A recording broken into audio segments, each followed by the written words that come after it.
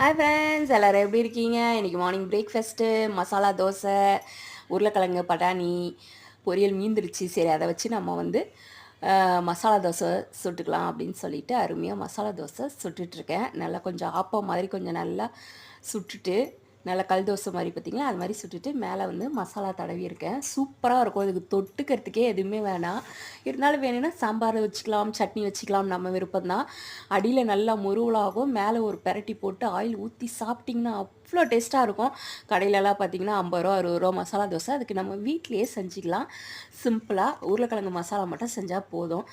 Night நம்ம சிம்பிளாக முடிச்சுக்கலாம், தோசை இட்லி ஊற்றிக்கலான்னு பார்த்தா எங்கள் வீட்டிலேருந்து வந்து மரத்தில் 2 முருங்கைக்காய் காலையில் பறித்து வச்சுருந்தாங்க. அதை போட்டு எனக்கு சோறு, எனக்கு முருங்கைக்காய் தொக்கு தான் வேணும்ன்ட்டாங்க. அதை தான் ஃப்ரெண்ட்ஸ் செஞ்சிட்ருக்கேன். நான் தோசை ஊற்றி சட்னி அரைச்சிக்கலான்னு பார்த்தேன். சாதம் இருந்தது, அதனால் செஞ்சாச்சு. சூப்பராக வந்திருக்கு ஃப்ரெண்ட்ஸ்.